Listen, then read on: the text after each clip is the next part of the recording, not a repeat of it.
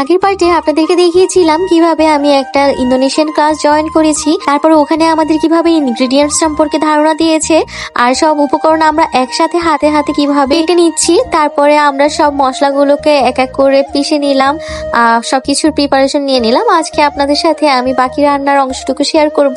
আগের পর্বে তো দেখিয়েছিলাম কিভাবে আমরা সবকিছু প্রিপারেশন করে নিয়েছিলাম, যেমন এখানে আমরা পিনাট সসটা করে রেখেছিলাম, তারপরে সবকিছু কাট করে রেখেছি, মশলাগুলো থেতো করে নিয়েছি। এবার আমরা যেই সয়া চাংগুলো কেটে নিয়েছিলাম ওগুলোকে ভেজে নিল, কোনো মশলা ছাড়াই এগুলোকে ডুবো তেলে 2 মিনিটের জন্য ফ্রাই করে নিল, আর এটা একদম ক্রিস্পি হয়ে গিয়েছে। সয়া চাংগুলো ভাজার পরে আমাদেরকে একটা একটা করে ট্রাই করতে বলছিল যে এগুলো টেস্ট কেমন হয়েছে দেখার জন্য। আমরা সবাই মিলে একটু একটু করে খেয়ে দেখলাম। তবে এটার কাজ কিন্তু এখনো শেষ হয়নি, এটার মধ্যে আরো কিছু মশলা মিক্স করা হবে, পরবর্তীতে আপনাদেরকে জানাচ্ছি। This your peanut we cook. When we cook it, it's sweet soya sauce. This is very ketchup manis. Also salty soya sauce. We cook. After we cook, we mix with our boiled vegetable to be the আমাদের instructor এখানে বলছে কোনটার সাথে কি mix করা হবে। এই যে সয়া চাংগুলো আলাদা আলাদা করে রাখা হয়েছে, এবার আমরা অন্য প্রিপারেশন নিচ্ছি। মুহূর্তের মধ্যে সবকিছু গুছিয়ে এখন আমাদেরকে চুলাটা বের করে দিচ্ছে, যেহেতু এখন কুকিং করা হবে। আর ওই দিনটা সারা দিন অনেক বৃষ্টি হয়েছে, আর এই প্লেসটা এত বেশি সুন্দর, বৃষ্টির কারণে এই প্লেসটা আরো বেশি সুন্দর হয়ে উঠেছে।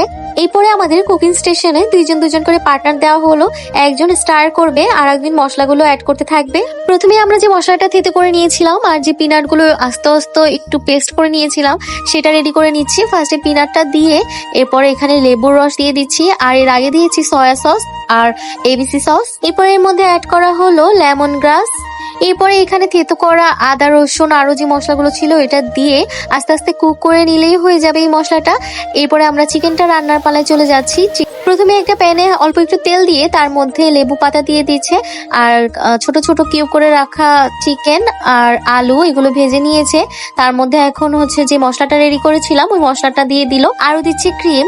এই কাজগুলো আমরা সোয়াপ করে করে নিয়েছি, যেমন আগের মশলাটা একজন তৈরি করেছিল আর পরের যে চিকেনটা রান্না হচ্ছে ওইটা আমি তৈরি করেছিলাম। এরকম পার্টনাররা আমরা সোয়াপ করে করে কাজ করে নিচ্ছি। চিকেনটা কুক হচ্ছে, এদিকে আমরা টোফুটা রেডি করছি। এই জন্য এর মধ্যে যে প্রথমে মশলাটা রেডি করলাম পিনাটের ওইটা দিয়ে দিয়েছে, এরপর বেসিল লিফ আর টমেটো দিয়ে ভালোভাবে মিক্স করে নিচ্ছে। আমি টোফুটা ম্যারিনেট করে দিয়েছি। এরপর আমার সাথে যে পার্টনার ছিল উনি কলা পাতায় এখন টোফুগুলো সিল করে নিচ্ছে, 2 পাশ দিয়ে কাঠি দিয়ে সবাই সবাটা সিল করে একটা ঝুড়িতে একত্রিত করছি। এবার ওই টোফুগুলোকে এই স্টিমারে স্টিম করা হবে, এই জন্য পানি বয়ল করে নিচ্ছে। But for the chicken and tuna, you stick a little bit long time around the same thing. Now we put like this. We can put like this. So now your tofu already cooked well already. To eat. টোফুগুলো স্টিমারের উপরে দিয়ে এবার ঢাকনা দিয়ে ঢেকে এটাকে ভাপে রান্না করা হবে। এবার এই ক্লাসের সবচেয়ে আকর্ষণীয় যে খাবারটি সেটি তৈরি করা হবে। এই জন্য একটু চিকেন কিমা, নারিকেল আর প্রথমে যে মশলাটা রেডি করেছিলাম ওইটা নেওয়া হয়েছে। এরপরে এই মশলাগুলোকে একসাথে ভালোভাবে ম্যাশ করে নিতে হবে, দেখুন যেভাবে ভিডিওতে করা হচ্ছে। এবার একটি স্টিকের সাহায্যে এই চিকেন গুলোকে এখানে সমান করে ছড়িয়ে দেওয়া হবে। এই স্টিকটা অবশ্যই আধা ঘন্টা ভিজিয়ে রাখতে হবে, আধা ঘন্টা ভিজানো স্টিকটাই এখানে ইউজ করা হয়েছে। এরপরে আমরা যে বারবিকিউ করি ওরকম একটা স্ট্যান্ড নিয়েছে, এখানে স্ট্যান্ডের মধ্যে কয়লা দিয়ে দিয়েছে। এরপরে চিকেন স্টিক গুলোকে স্ট্যান্ডের উপর দিয়ে সিরিয়াল ওয়াইজ আটকিয়ে রাখা হয়েছে। আমাদের এক এক করে সবাইকে একটা দুইটা করে স্টিক রাখতে দেওয়া হচ্ছিল। এরপর একটা হাত পাখার সাহায্যে এই চিকেন গুলোকে রান্না করা হচ্ছে। এগুলো 7-8 মিনিট লেগেছে কুক হতে।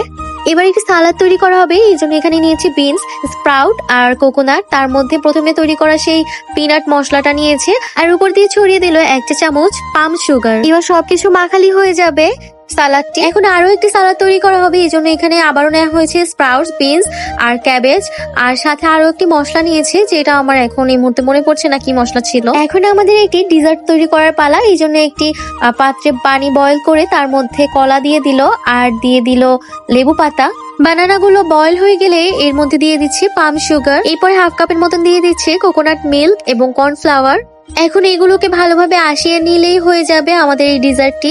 এরপর একটি পাত্রের মধ্যে নিয়ে সাইড দিয়ে নারকেল সার্ভ করে দিচ্ছে, আর আরেক সাইড দিয়ে পাম সুগার দিয়ে তার উপরে ডট ডট দিয়ে দিয়ে দিচ্ছে কোকোনাট মিল্ক। এরপরে আমার সয়া চাঙ্কের আর ভিডিও নেওয়া হয়নি, সয়া চাঙ্কটা জাস্ট প্রথমে মশলাটা আর পাম সুগার দিয়ে মিক্স করে নিয়েছে। আমাদের সব কাজ শেষ হতে না হতেই ওনাদের যে হেল্পিং হ্যান্ডরা রয়েছে তারা আবার সব কিছু অ্যারেঞ্জ করে টেবিলটা গুছিয়ে তারপরে এমন ডেকোরেশন করলো। টেবিলটা এত সুন্দর করে সাজিয়েছে, দেখতে খুবই ভালো লাগছে। মনেই যাচ্ছে না যে এখান থেকে খাবার নিয়ে খাই। এরপরে আমরা যে যার মতন প্লেটস নিয়ে যার যতটুকু ইচ্ছা সে ততটুকুই খাবার নিয়েছে। এমনকি এখানে তো আজানার আব্বু গেস্ট হিসেবে গিয়েছিল, সেই ক্লাসে এনরোল করেনি, কিন্তু গেস্ট হিসেবে তাকে অনেক বেশি ভালোভাবে তারা ওয়েলকাম করেছে, তাকে ইনসিস্ট করেছে এই খাবার থেকে নেওয়ার জন্য। পরে এসেও আমাদের সাথে টেস্ট করে। ওভারঅল সবগুলো খাবারই টেস্টি ছিল, স্পেশালি চিকেন সাতেটা। আর এগুলো যেহেতু আমাদের টেস্ট বাডের সাথে যায় না, তো একটু টেস্টটা ডিফারেন্টই হবে স্বাভাবিক। আমি সাজেস্ট করব কেউ যদি ইন্দোনেশিয়া যান অবশ্যই এরকম একটা কুকিং ক্লাস সিলেক্ট করবেন, আপনাদের এক্সপিরিয়েন্সটা হবে খুব ভালো।